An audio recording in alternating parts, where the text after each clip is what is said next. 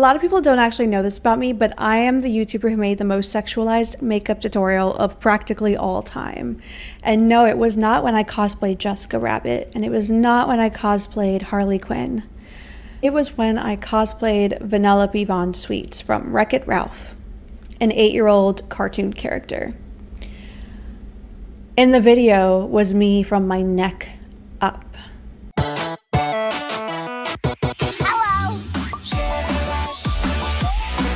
Listen, I try to be nice.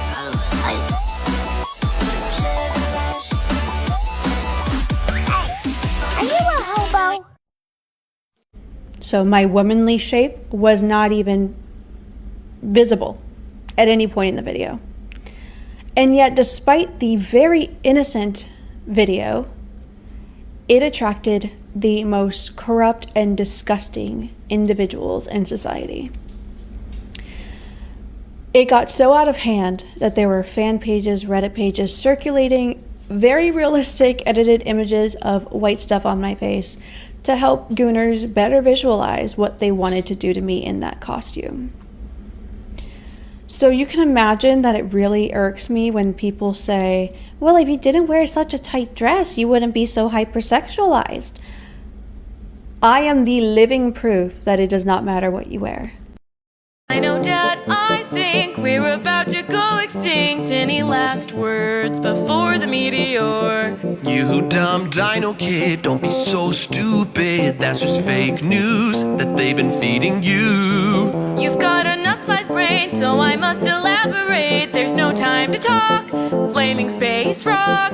Any dinosaur can see that's a fire baby that the sun made from a sun egg. Dino Dad, I think we're about to go extinct. Who will save us? Dino Bezos. Oh, won't you please stop, you dense triceratops. We've been fine here for 1,000,000 years. Listen, we're out of luck, gonna burn up like dino nugs, extra crispy. Ancient history. You sound so deranged, ain't no thing as climate change. Shut your gizzard, you lip-turd lizard. That asteroid's colossal, will all turn into fossils, and nerdy bros will wanna touch our bones. You're telling me you're thinking this incoming collision will turn our skeletons into stone? Get real! Dad, it's clear you're in denial, but good thing I'm suicidal. It's okay. There's no way we're going extinct.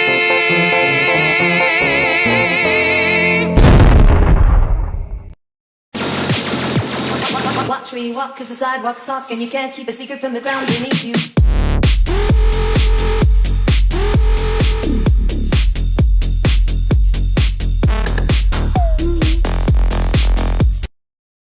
It just seems like a weird place to go on fire. It's a very weird place to go on fire. A fire at a sea parks. It's the weirdest thing I've ever heard. A woman's idea of let's just be friends is, hey, listen to all my problems and keep me company while I have sex with someone else. Yeah, dude, that's what friendship means, you fucking weirdo. You're not entitled to everybody that you're nice to, you know? Hope this helps. Okay, sign here.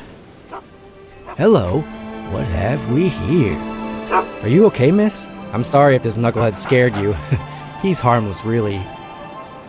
You seem very familiar to me. Have we met? We have met. I knew it. You're the one I've been looking for. What's your name? Whoa, this is kind of weird. You're really doing this, aren't you? I saved you from the shipwreck, and I sang to you to wake you up. I have currently lost my voice, but I will get it back after we kiss? P.S. I think you're pretty. Ariel. Well, alright then. What? No! How was I supposed to know she could write? When she signed the contract. Is the couple ready to be married? Que tú me tienes temblando de noche y de día. Tú me hiciste brujería. Me quieres mandar para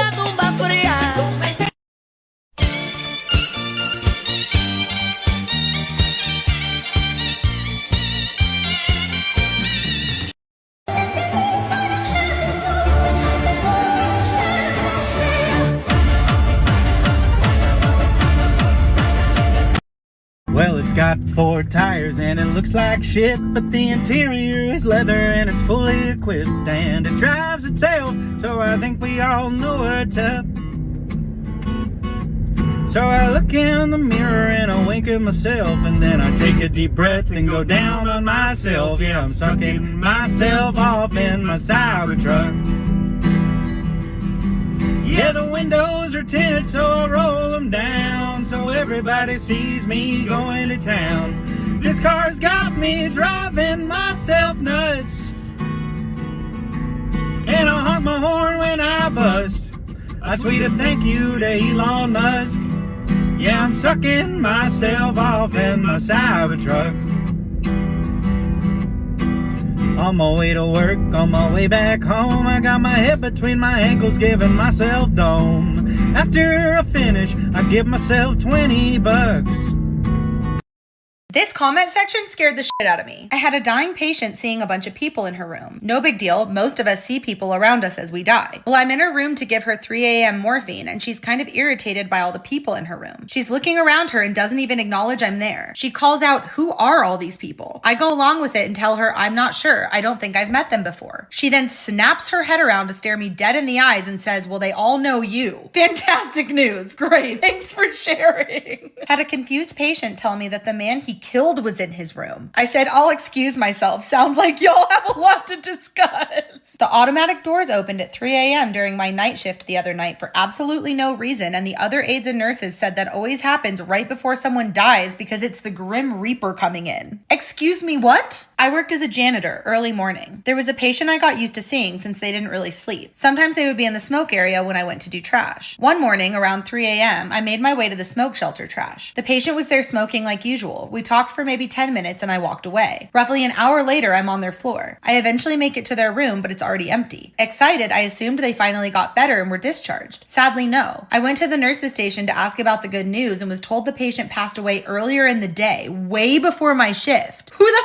fuck was I talking to? I had a dementia patient hit the call light. I go in alone and she says, "Who are you?" I said, "I'm your nurse, Sarah." She said, "Not you. I know who you are. Who's the little girl next to you?" Ma'am, don't do this to me at 3 a.m. I had a lady sit with me while I watched Twilight in the lobby of a memory care unit I worked at. She asked me what I was watching and I sat there and explained the plot of Twilight to her, and she told me I reminded her of her daughter, then started telling me about her family. She felt like such a light, just very sweet, and I had just assumed she was out of her room confused at 3 a.m. like most memory care residents were. I had only worked at this nursing home a few times, so I didn't know all the residents super well. Well, anyways, eventually I tried to help her back to her room, but I couldn't find her name on my room assignments, and when I got back from looking for the other CNA, she was gone. I eventually asked the CNA in assisted living section, and he told me the lady by that name passed away 2 weeks ago. I've never felt so weird in my life. I fully explained Twilight to a ghost. Everyone thinks I'm lying, but it felt so real. She was right there. I believe you, because how would you even know her name? If it was before you started working there, like, what? I had a patient who was diagnosed with schizophrenia before coming to our inpatient psych unit. She was 9 years old and had an entire journal filled with pictures of the shadow man she would see in corners of rooms. The pictures she drew included his life story, which basically was that he had killed his wife and children. This young girl told the story so matter of fact, she was so sure of herself. She wouldn't go to bed in her room at night, so I let her sleep by my nurse's station with her mattress on the floor. The girl said the man wanted to stay in the room and that he was waiting in the closet. I didn't think much of it until I had a new pair of 8-year-old girls take her room after she discharged the following week. It was late at night and I started to hear them both crying. I rushed to the room and saw them on the floor telling me there was a man in the closet. I tried to console them, but they were hysterical, and these girls had only been diagnosed with anxiety according to their history. I sat on the floor with them until they had calmed down. They said he was scratching on the closet door. I decided to entertain the idea and sat and waited to hear something. I started to hear scratching coming from the closet door. The girl sat up and stared at me. I couldn't show them any fear, so I straightened up. I felt my heart pounding, but I calmly said, "Okay, well, how about we change rooms, shall we?" And I don't think I slept at all when I got home that night. Girl, stop putting people in that room. Our NICU has a ghost who turns on the water just like every other visitor that walks in and washes their hands. Even our ghost knows hand hygiene before entering the NICU.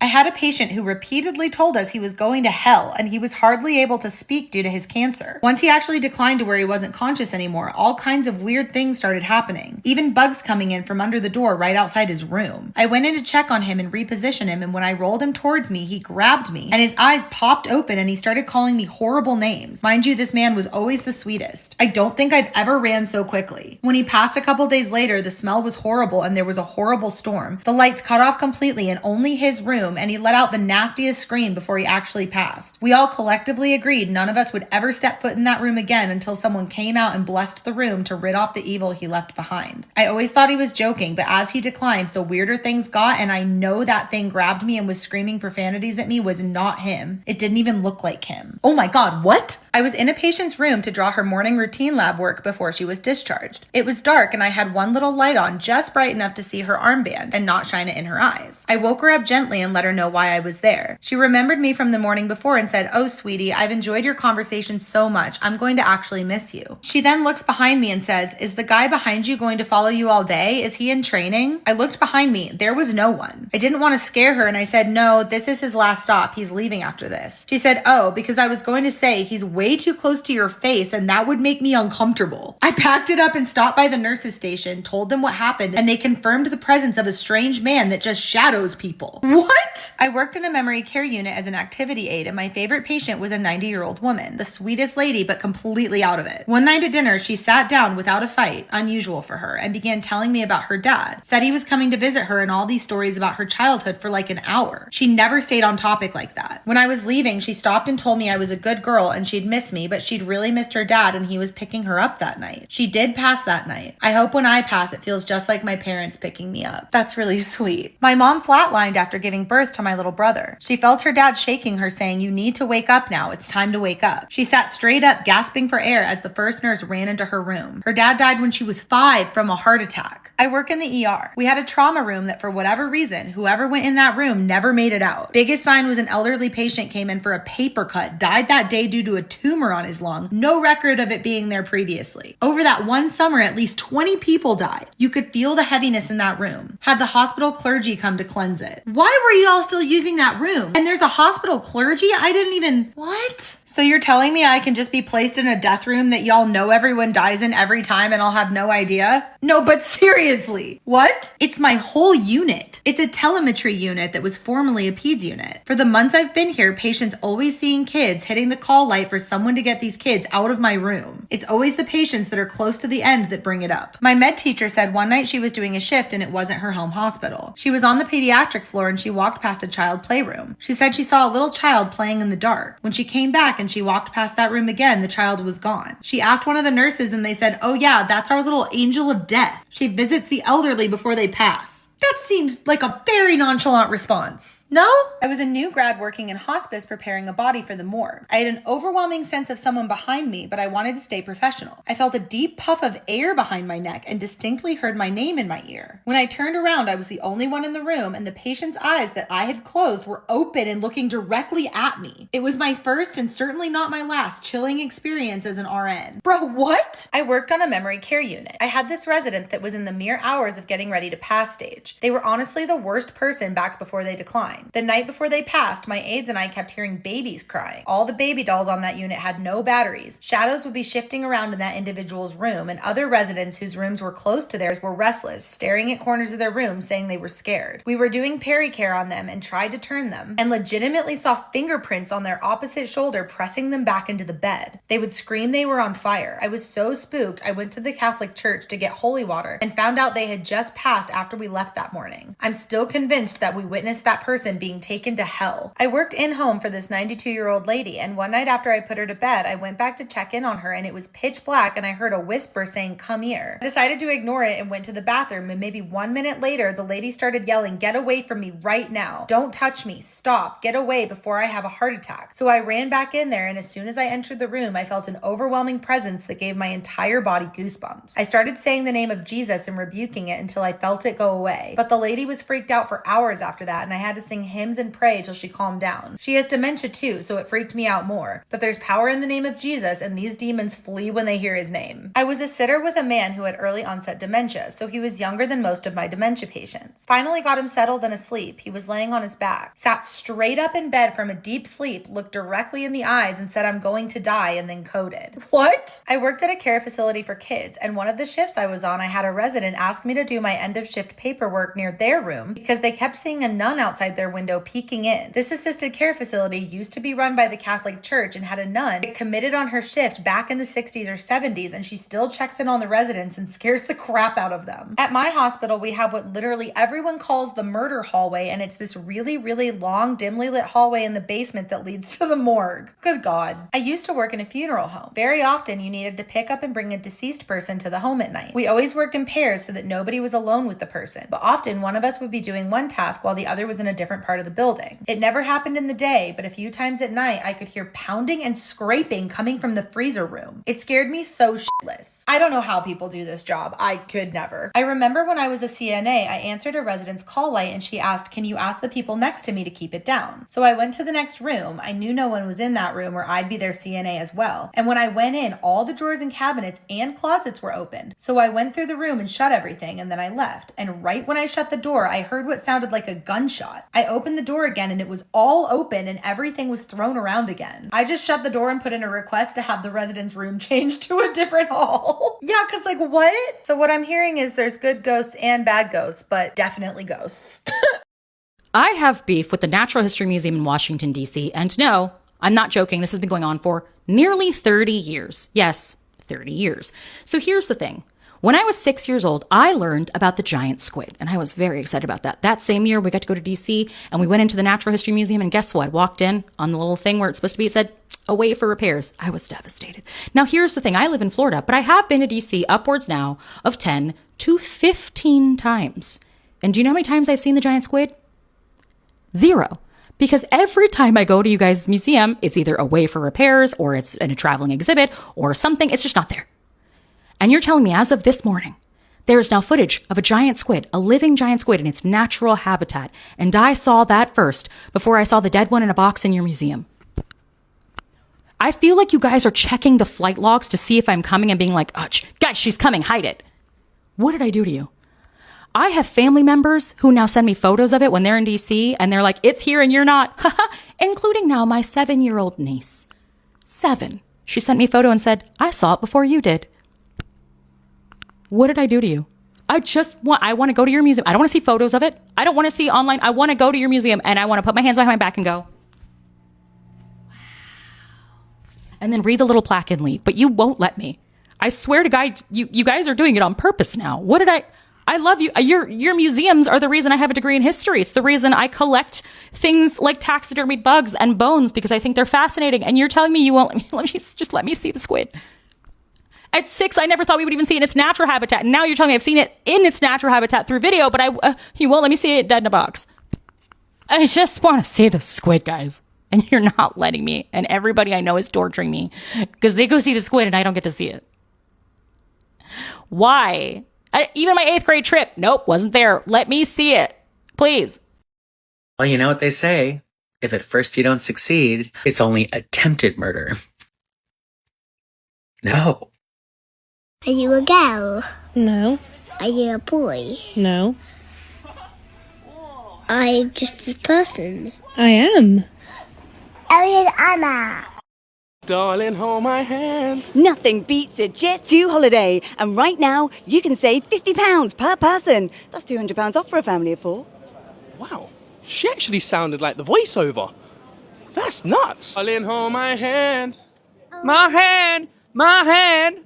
Nothing beats a Jet2 holiday. And right now, you can save £50 per person. That's the family of 4. Oh, yes, thank you. And hold my hand. Nothing beats a Jet2 holiday. Right now, new customers can save £50 each. That's £200 for a family of 4. Word for word, bar for bar. Darling, hold my hand. Nothing beats a Jet2 holiday. You can save £50 per person off of £200 for a family of 4. Thank you very much. Darling, hold my hand. Oh, it's that guy off TikTok. It is that guy off TikTok. Darling, hold my hand. Nothing beats a Jet2 holiday. You can save £50 per person. That's a saving of £250 for a family of 4. That's correct. Darling, hold my hand. Nothing but the Chisley holiday. Yes, you're a vibe. Darling, hold my hand. Nothing beats a Jet2 holiday. You can save £50 for a family of 4. That's £200 for it. No, I got it wrong still. But yo, that's £200 for a family of 4, man. Yeah. Come on, I'll take the advice. Hey, Jet2, please sponsor me, bruv. Please.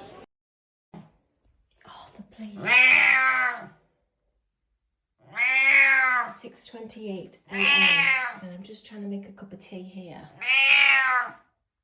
And I'm being ambushed by this. Arth, please, come on. The whole house is asleep. Well, it's probably not now, is it, Arth, eh? Right, look, bud. I need to get to the kettle and make a cup of tea. And then I can think about things, okay? Thank you. Problem is that the tea bags are in the cupboard by the treats. No, I'm not doing it, Arth. Oh my goodness me. I'm still half asleep myself, pal. Oh, don't you woof at me. Arthur, please, darling. Look, I've even opened the back door. That was rude.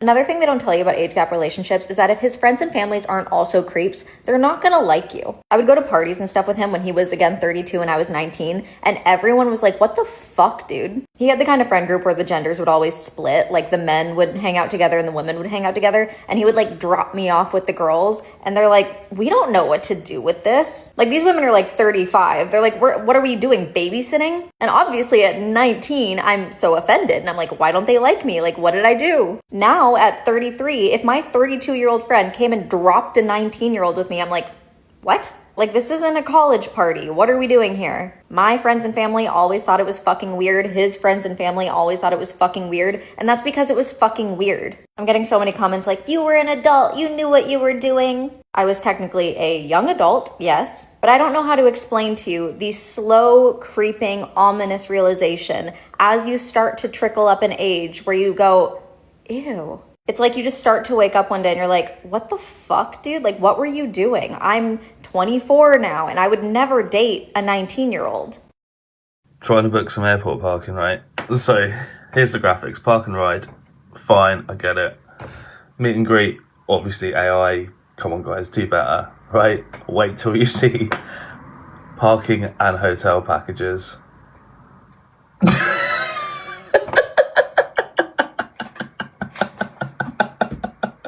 What? So it's a very important game tomorrow. How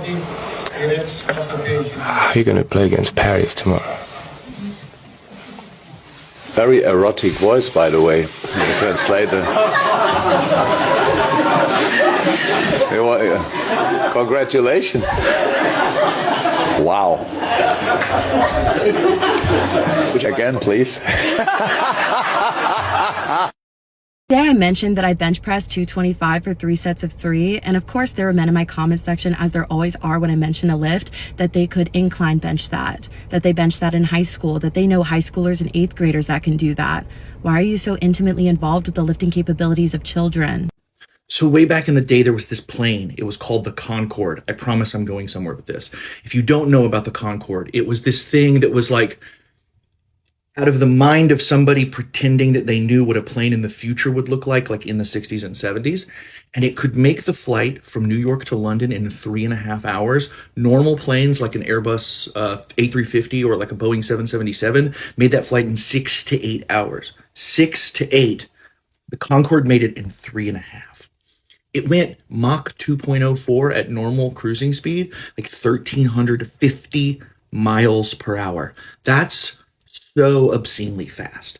One of the reasons it was ultimately scrapped, a big reason, was that it was so loud. This thing went so supersonic that when it flew over places, people could hear it, and it would just be so loud that it would shake windows for miles.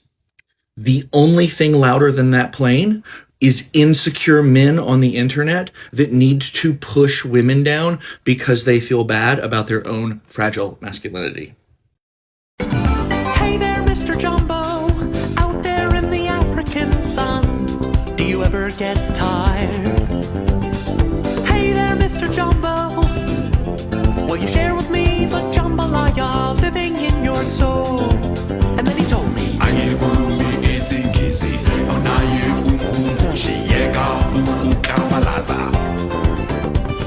I couldn't speak his language, I couldn't even understand a word, but I knew his meaning was what I decided I had heard. He said, the love you seek is in the valley of the soul.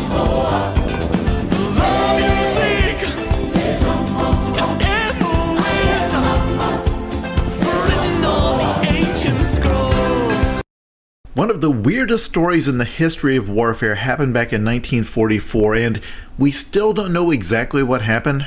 This was actually one of the greatest mysteries of World War II for decades after. So in the spring of 1944, the good guys were preparing for the D-Day invasion. And if you went to school in the United States, you know this as the battle when America single-handedly won World War II. So D-Day would happen in June of 1944, but in the months leading up to it, something extremely weird started happening. The secret code names they were using as part of the planning of the operation started to leak. And they leaked as answers to the crossword puzzle in the Daily Telegraph, a national newspaper. And if you're saying, but that doesn't make any sense, like why and how? Okay, imagine how confused British intelligence was when they saw this. In the context I'm about to give you only makes it weirder. So you probably learned in school that the invasion at Normandy, that I'm just calling D-Day, had been in the planning stages for almost a year. Like, this was hundreds of thousands of troops and tens of thousands of boats and vehicles. It was the largest invasion of its type ever. Now obviously the Nazis knew they were going to invade somewhere at some point. But even if this is your very first day thinking about war, keeping the exact location of the landings a secret is crucial, where if they know specifically you're landing here, they can have their entire army waiting here. So in the months leading up to the invasion, somebody at MI5 notices that in the Telegraph crossword puzzle answers, they had the word gold and sword, both of which were the code names of beaches for the upcoming invasion. But gold and sword are very common words. They had been used as answers before. They figured that was coincidence. But also, Juno turns up as an answer, which is a less common word. And then as they got closer and closer to D-Day, the clues kept coming faster and faster. On May 2nd, Utah comes up as an answer. It's another code name for a landing beach. On May 22nd, just 2 weeks before D-Day, Omaha comes up as an answer. Have you seen Saving Private Ryan? That's Omaha. That's the code name for that beach. On May 27th, Overlord comes up as an answer. That was the code name for the whole D-Day operation. On May 30th, Mulberry comes up as an answer. That was the code word for one of the temporary harbors they were going to build. On June 1st, just days away, Neptune comes up as an answer. That was the code term for the naval phase of the operation.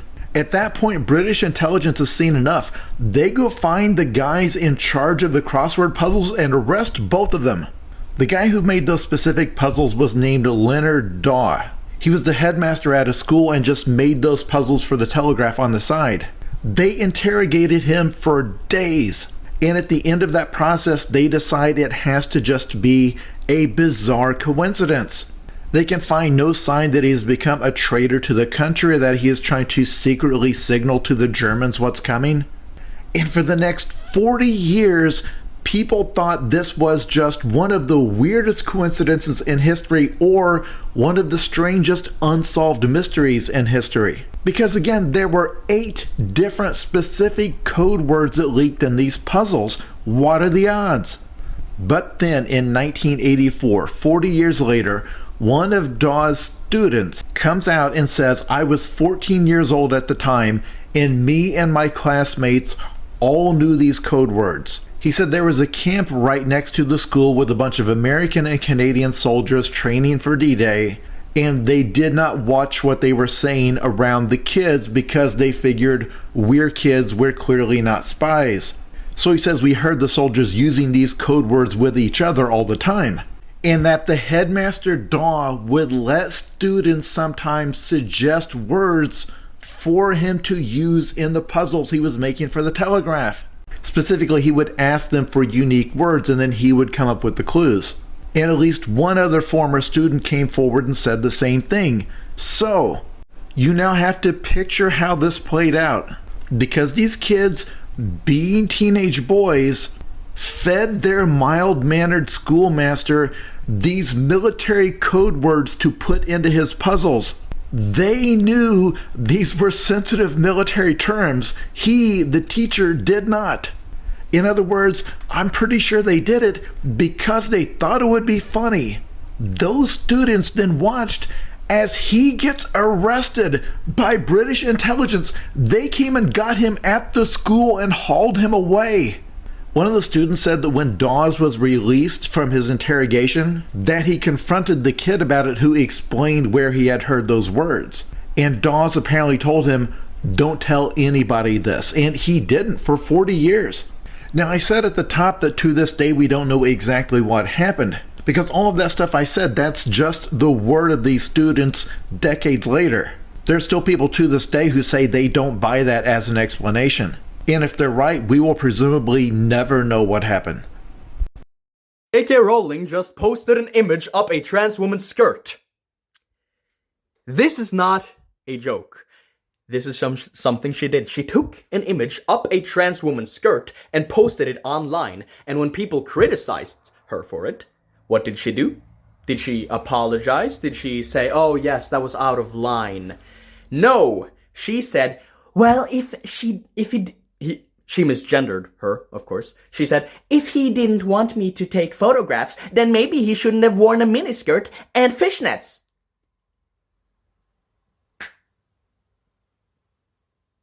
Well, she shouldn't have dressed that way.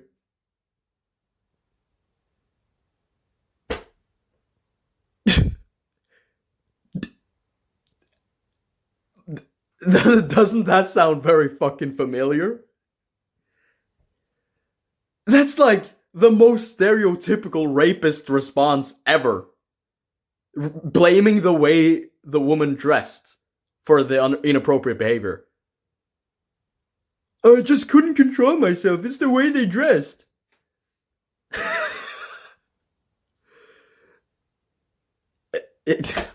I don't know what to say about this. I'm gonna be completely honest. It's just so massively fucked.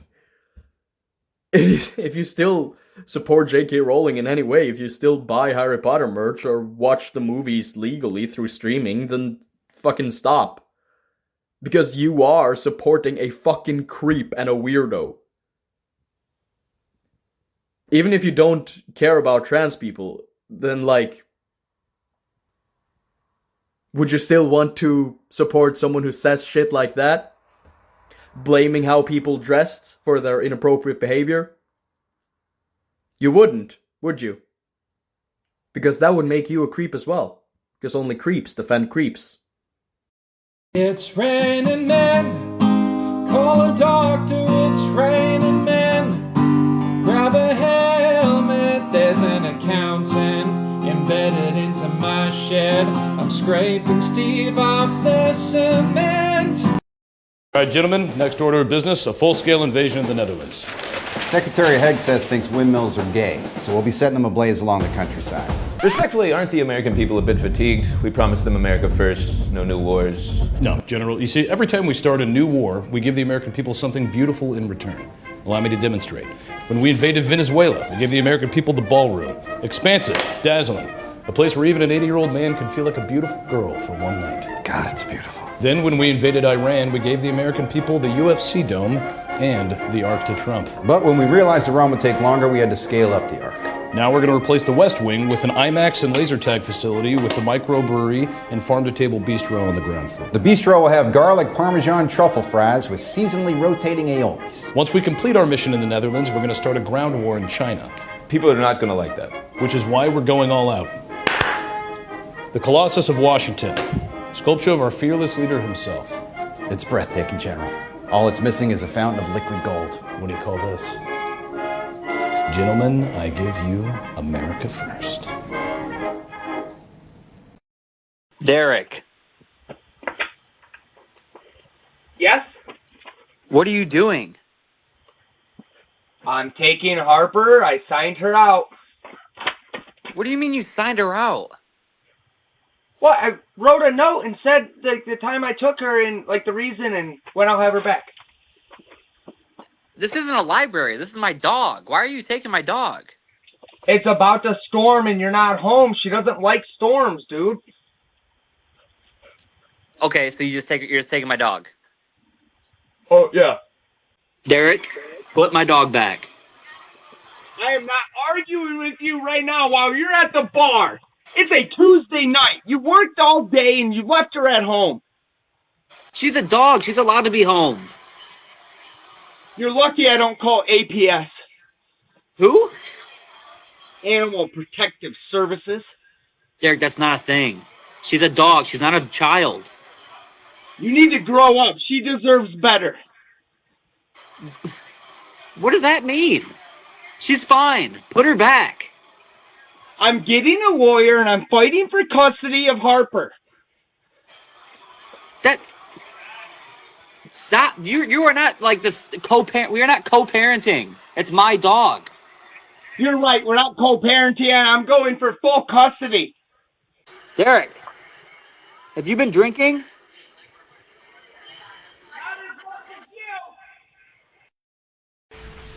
What if you chose not to stinky poo-poo today?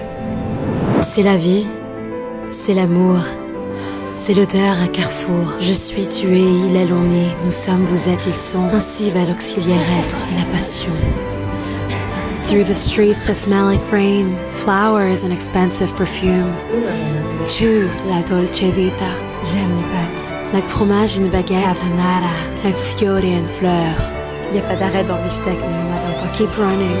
Like jasmine follows you home.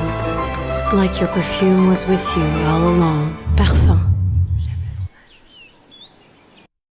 I got a favorite spoon, and I got a favorite bowl. Basically everything in my kitchen has a very specific role. I script all my conversations before I pick up the phone. Then I play it again in my head. After I'm alone, I play one song for hours, sometimes even days. It took me forever to realize not everyone's this way. My face says, oh, yeah, I'm fine, but my body says to leave. I'm asking within an inch of my life with almost no reprieve. Oh shit, I'm autistic. I can't believe I didn't see. Oh shit, I'm autistic. I thought that was just me. I'm overstimulated all the time. My brain is on defense. Oh shit, I'm autistic. Now it all makes sense. Wall talk hits me wrong. I have to spill the truth. I can't stand talking about the weather. Tell me about the trauma from your youth. When the room gets too loud, my muscles start to twitch. I smile like a pro, but I wanna punch a bitch. I can plan a whole week, but I just can't start. Laundry sits on the floor forever, like a textile work of art. I don't know when to look at your eyes. Is it too much or not enough? Does everybody try this hard? This human shit is tough. I knew my brain was different. I thought I just had ADHD, but now I realize that it's both. And they're pulling me out. Oh shit, I'm autistic, and I think I'm over-explaining. Oh shit, I'm autistic. Just living life is draining. I talk too much and not enough. I don't know where to look. Oh shit, I'm autistic. And honestly, I am shook. Burnout in my bones, being normal is a scam. I'm done trying all the time. This is who I